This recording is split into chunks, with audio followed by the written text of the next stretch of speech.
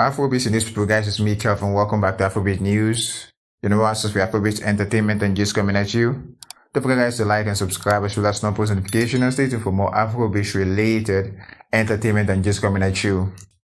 So, guys, let me let you guys know something that's going on right now in Nigeria. In Nigeria, today marks the official first remembrance of what happened the 10th of October 2020. So just to reflect, just to let you guys know exactly what went on back then. There was a massacre that went on in Lekki Toll as a result of the whole NSAS protest that took place. That saw a lot of celebrities coming out, and as well as people around the world just pretty much standing in solidarity with Nigeria to protest the cessation or the ending of SARS in Nigeria. But yeah, so something happened back then, very, very tragic, very, very violent. And today, a lot of Nigerians have actually come out to protest and also via social media to actually, remember what happened that day.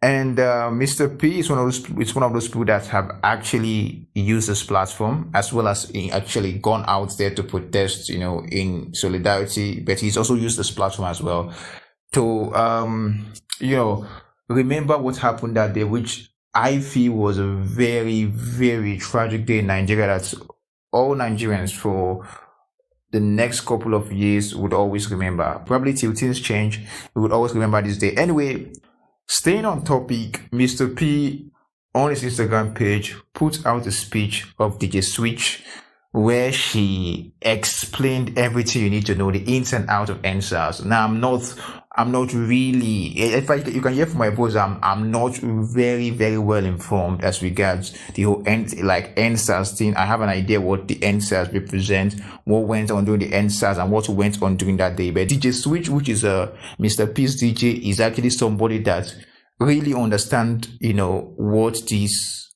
SARS stand for, also what they represent to Nigeria and the way they've been harassing Nigeria and why we are calling for the whole NSAS movement, or why we called for the whole NSAS movement during the protests that took place then. And also, she was present that day during the massacre at Lekki Toll. She was one of the victims that were there that was shot at. So she is one of those people that if you want to really hear about everything that's going on right now, or if you really want to listen and remember what went on back then, she's one of those people that you just have to listen to. And because of that, I'm going to share you guys this particular clip of DJ Switch making this particular speech. Is from Mr. P's Instagram page. I'm just going to share it out for you guys to see for yourself and tell me what you think about what DJ Switch has to say. And guys, no more talk on my part. Roll the clip.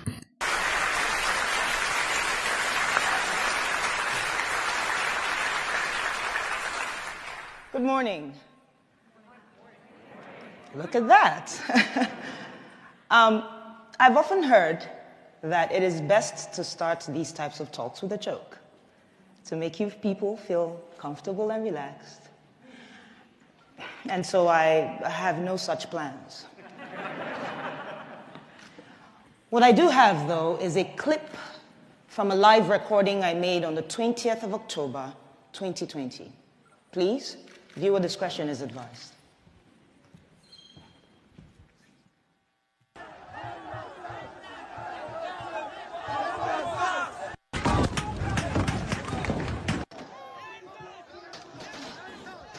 They're shooting us! They shot 2 people! Oh my goodness! See somebody else. Everybody look at this. These are the bullets that were falling by our side that were dodging bullets. My name is Obianuju Catherine Ude. Don't worry, you can call me DJ Switch. I'm from Enugu State, which is in the southeast region of Nigeria. For years, young Nigerians like myself with interesting hairstyles, ripped jeans, iPhones, nice cars, have been harassed, extorted, illegally detained, tortured, raped, and killed by the Nigerian police. Specifically, a unit of the Nigerian police called SARS. SARS stands for Special Anti-Robbery Squad, and trust me, they truly are a special bunch. a special breed of armed robbers in uniform, a special group and gang of rapists with a badge, a special crowd of murderers with a license to carry a gun. For as long as I can remember, we begged and petitioned the Nigerian government to put an end to this corrupt unit. And to their credit, they complied, or at least it seemed like they complied. First, with the disbandment of SARS in 2016, then again in 2017, 2018, 2019. I know it's an abusive relationship. 2020, and I know we all won't be forgetting 2020 in a hurry. As the coronavirus ravaged the globe, back home in Nigeria, we were more afraid of another type of virus, SARS. On the 3rd of October, a video surfaced online where SARS officers shot a young man and fled with his Lexus SUV. We were outraged. But this was followed by the gunning down of an up-and-coming Nigerian musician. I'm a musician. Could have been me. At this point, the hashtag #EndSARS was trending all over the world. And thanks to Nigeria's biggest celebrities and artists, influencers who said, enough is enough, it is time we speak up. And so by the 8th of October, the streets of Nigeria were filled with young men and women protesting police brutality, and I was one of them. But it is the 20th of October, 2020, that has brought me here today. On that very horrible day, the Nigerian army, sanctioned by the Nigerian government, stormed the Lekki Toll gate. And this is a major roadway in Lagos State, by the way. No warning, no dialogue. Soldiers opened fire on unarmed, peaceful protesters with live ammunition. We cried, we braced, and we started to sing the national anthem, just with the hopes that they recognize we're not their enemy. It made no difference. As I laid on the floor, I remember a young man, he just jumped on top of my body and he was screaming, "Cover her, cover her." I couldn't really make sense of what the whole thing was about. He was struck by a bullet on his lower back.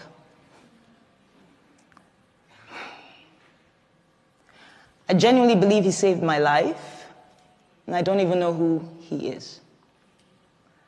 I don't even know why I didn't run, to be honest.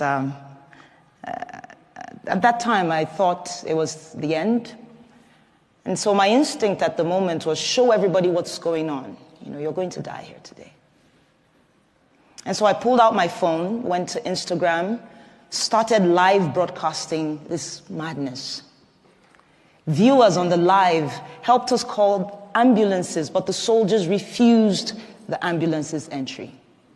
And so some of us had to turn into instant surgeons in an attempt to remove the bullet from the leg of a protester. Eventually, the shooting stopped, and we observed that some of the soldiers were picking up their shells, I believe in an attempt to hide evidence of this crime. And so we scampered around to pick the shells that we could find in an attempt to have evidence of this crime. And this was while other soldiers were dumping bodies onto their trucks. They left, and we felt a sense of victory, you know. Some can't really explain it. We were happy and angry, relieved but in pain. But unfortunately, after being on Instagram Live for so long, my phone battery died.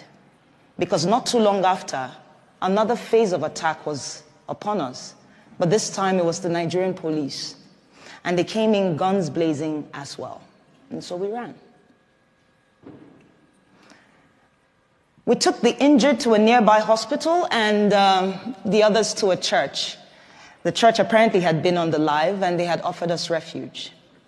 By the next morning, soldiers raided the hospital looking for me. And I owe a great deal of gratitude and thanks to a friend and colleague who had called me earlier and said, put off the location on your phone and leave that hospital as soon as possible. And so it was barely 15 minutes after I left. But it didn't end there. My boss and his wife got threatening phone calls. I couldn't go home to where I lived because we got reports of strange men lurking around my apartment complex. I haven't gone home, actually, since the 20th of October, 2020. Speaking of home, I'm from a large family of 8, 5 boys, 3 girls, with very opposing characters, I tell you. I'm the last, with a sprinkle of last child crazy. But I remember my parents, you know, they worked really hard to provide us with basic things: food, education, healthcare, security, allowances. All while teaching us to love and respect each other's differences. On the other hand, Nigeria is home to over 200 million brothers and sisters with different cultures and tribes and faiths and beliefs. Things and differences that the government has used for the longest time to pit us against each other. But the NSAS movement swept that away, even if it was just for a time being. I witnessed protesters collaborating and helping each other. Protesters giving food and water to the same police who's been killing us off every day. Others provided security. Another group provided funds that were donated to them, I mean in the hundreds of thousands of dollars, for legal and medical attention to protesters who needed it. This is the real Nigeria. But the Nigerian government, much like an irresponsible parent, failed to see the opportunity as a learning curve, to listen to the cries of its quote-unquote children. Instead, they chose to deny these events and also moved swiftly to silence us. Starting with the Nigerian Minister of Information, Lai Mohammed. And yes, you heard me right. The Nigerian Minister of Information, our very own spin doctor. Yeah, his first name is Lai. It's inevitable, right? The pun is begging me. Lai called the shooting a fabrication of a massacre without bodies. He said I was a purveyor of fake news with the intent of tarnishing the nation's image, that I am a terrorist, amongst other things. The Nigerian army called the shooting fake and that I had made the whole thing up with a green screen. Yes, I have plans of heading to Hollywood after this speech.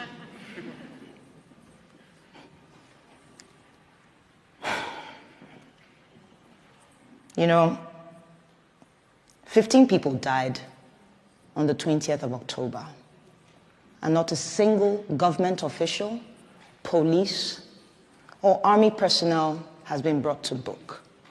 15, at least, all while singing the national anthem. As an artist and a DJ, I listen to music a lot, all the time. And I'm reminded of the legend, the artist, Fela Anikulapo Kuti. He was known for speaking truth to power with his art. And I'm reminded of his 1977 song titled Zombie. Here, Fela likens the Nigerian military to mindless zombies following idiotic orders. It was relevant then, it is relevant today, and it most likely will be relevant tomorrow, in the future. The same future that they say is in the hands of the leaders of tomorrow. But what we have tomorrow are recycled leaders of today who have failed to provide an enabling environment for young leaders to thrive and contribute. No, but they chose instead to kill us all off, one by one. This might sound outrageous to you, and you might wonder why. And I'll tell you. Our leaders are afraid. It's as simple as that. They're afraid of a thinking, an innovative, a collaborative, and a working Nigeria. They're afraid of every young Nigerian who, against all odds, have made it for themselves.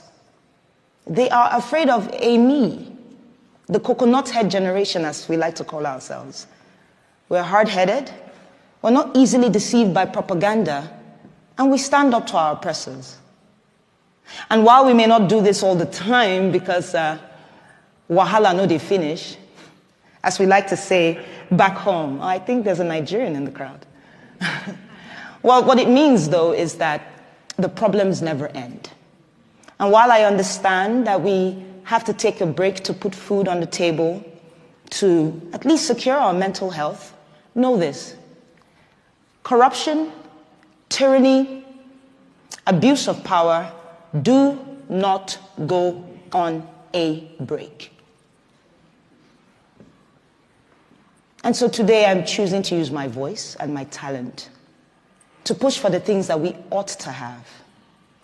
And I want to ask you all, these fine people, to please join me and support my vision for promoting democracy, human rights values, and equality through arts. Thank you so much for your time.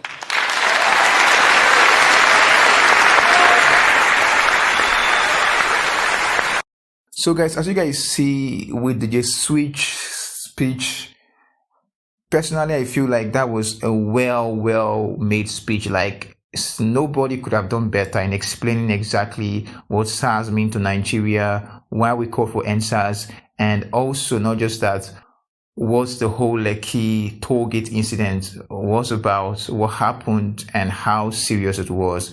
And I must say, like, this lady, she can speak. She has a good voice, a strong voice. She's eloquent, and she's just one proud Nigerian that's everybody must protect. Mr. B said on his Instagram page that, protect DJ Switch. Obviously, we now understand the reason why we have to protect her, and I think that should be exactly what everybody out there is looking out for. Making sure that this lady stays protected and keep on speaking the truth to power, because we know what's going on right now in Nigeria. Anyway guys, too much talk, no need to say too much. I'm going to leave you guys right now. Don't forget guys to like and subscribe so that's no post notification, and stay tuned for more Afrobeat related entertainment and just coming at you. I'm out now guys. Peace.